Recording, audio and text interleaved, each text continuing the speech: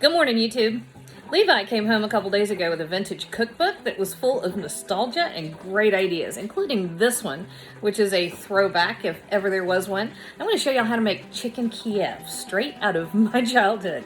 It is rich, buttery, herby, packed with flavor, and deep fried. So, you know, you got all your winners right there. All right, let's cook, y'all. We got a family to feed.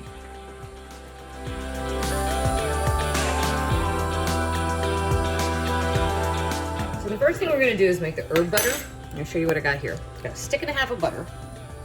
It's not a diet dish, so I don't want to hear it. Big fat handful of fresh chopped parsley. I'd say that's a good quarter cup, maybe even closer to a third. A couple of tablespoons, maybe 3 tablespoons of chopped chives, and a couple tablespoons of minced thyme down here in the corner. Here. I'm doing this upside down. I can't quite see what I'm what I'm doing. All right, so this butter has been sitting out for a little bit. Obviously, it hadn't gotten all that soft. Okay, so chicken Kiev typically would have a little chive, maybe some fresh parsley. That's it. And I really haven't even seen chicken Kiev in forever. All right, so a teaspoon or so of kosher salt. Saw it all the time when I was little. It was the fancy food, right? A couple of teaspoons of freshly cracked black pepper. Oh, and you know what else? I'm gonna do one more thing to this. I figure let's go all in.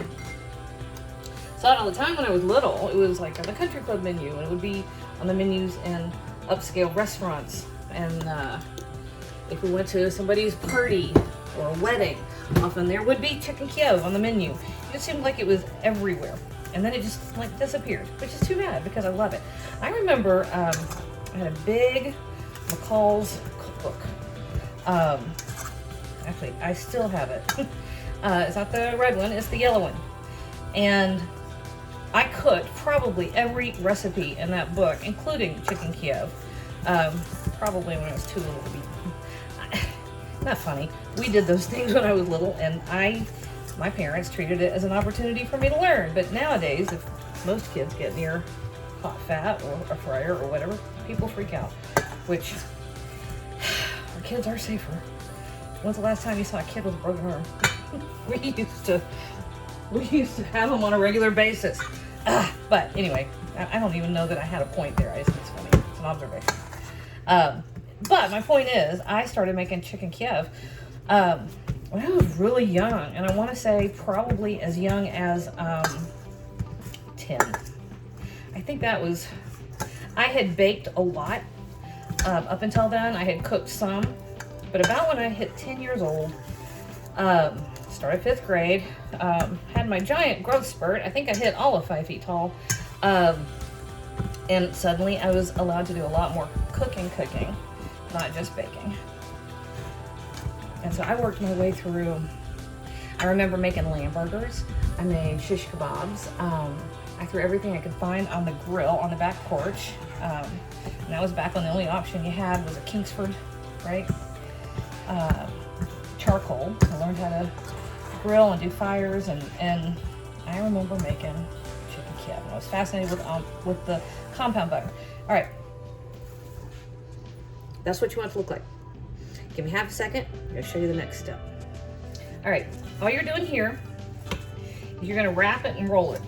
You're putting it in plastic wrap so you can get it nice and cold. And taste your butter. It should be nice and herby.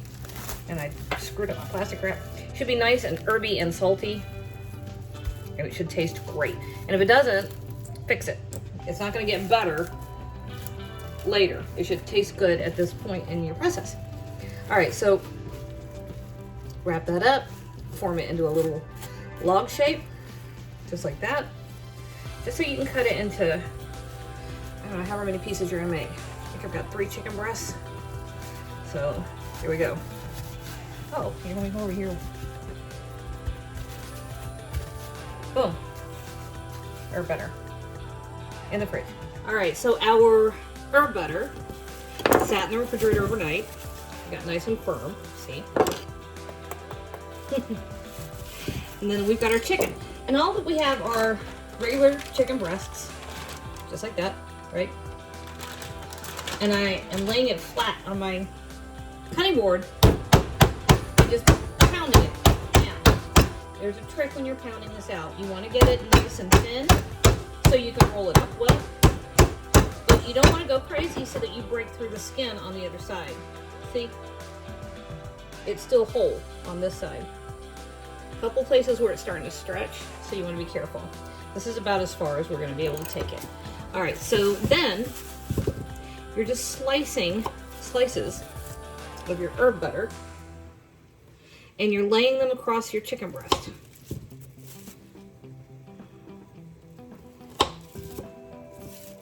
And this will flavor it from the inside. Let me move that now so y'all can see. All right, so here's the chicken breast. And I've got the wide part up here. We're gonna take this first section and fold it up over that butter. And then just keep rolling. You've got a nice package like that. Now, you're gonna have both ends and your little flap here, which need to be secured.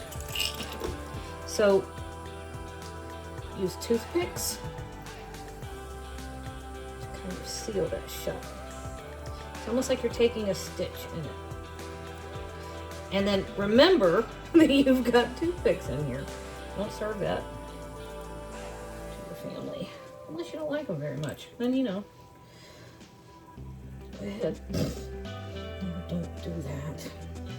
No matter how much you might want to. Okay, so there you go. You have a little package. And this is what we're going to bread. So I'm going to do this third one. And I'll be back and show you the breading. All right, the puppy is barking at the dog next door. So, boot in. That is enough. We know them. Thank you. Okay, so what we're going to do now that we got everybody rolled out is shoot. Are you done? Thank you. All right, now we're going to do breading. All right, and you want a breading station, which means 3 portions. So you want some flour, some beaten egg. That's just 1 egg and a tablespoon of milk. And then breadcrumbs. And I'm using panko breadcrumbs. Okay. Let me give him a shake. Make sure he's cooking evenly. All right, so here's the chicken breast. It's all rolled up and skewered and ready to go. And this is what it looks like after it's been breaded. That. Right?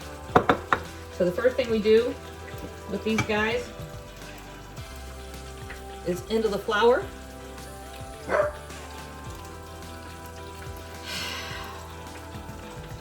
I got one of those dogs that, you know, was a murderer in the house. He'd hide under the bed when the neighbor comes home. Okay, so into the flour first, and then into our egg mixture.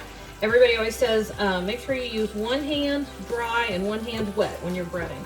Now keep your hands clean. I have never once in my life managed to ever pull that off. I always just end up with the clubs of stuff on the end of my fingers. So you know what? If you manage to pull that off, great. If you don't, it is not the end of the world. It hasn't killed me yet. And I've been doing this for a very long time. Boot in. That's still Justin. Okay, so now we have these 2 guys breaded. And these are just going to come over here and sit. This one has been in the fryer for about 6 minutes. Let me show you something real quick. Your hands. That's a lot of noise for a little bitty dog. All right, so as you can see, it doesn't quite want to stay submerged. So to get it to cook evenly, I'm just going to give him a roll every couple of minutes that it's in there. And I'm going to give it roughly 8 to 10 minutes, okay? 10 minutes, that would put us at 9:44. We got 3 minutes to go for 8, 5 for 10. All right, we'll be back. Rice and the butter is supposed to be gushed out onto the rice like that. Okay. Ta-da! Now, this came out of the fryer almost 9 minutes ago. It's really important that you let it rest, let it redistribute those juices, and don't forget, like I said, unless you don't like your family, find the toothpicks. Granted, it is not the end of the world. Most people are not going to pick that up and take a bite. Well, once I said that, I thought about my children. Most people, like I said, are not going to pick it up and take a bite. Although you'll have a few. Anyway, try to get your toothpicks out. If you remember that you use about 4 per piece, you'll remember to go looking for 4 per piece. All right, so here's what I want to show you. Let's see if I can get this. Can I come this way? Now you can serve this on rice.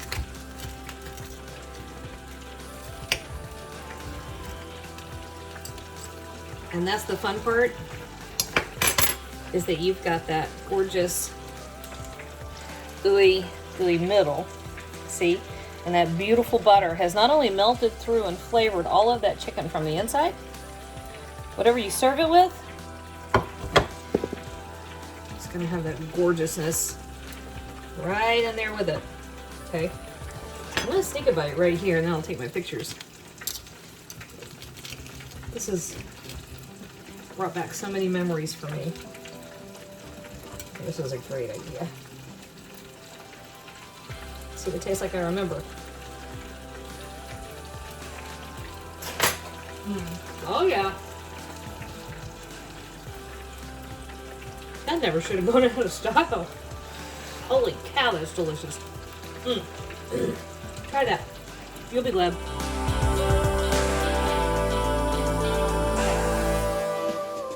Hey YouTube, if you found that helpful, do me a favor and hop on over to Patreon. Check out my channel over there. I am terrible with Patreon, but I'm working on it. Actually, I'm bribing Boone to work on it, and I'm doing my best to get all of my content uploaded over there where it's gonna sit there ad-free for my Patreons. How about that? No, patrons. Pates? Paters? I have no idea.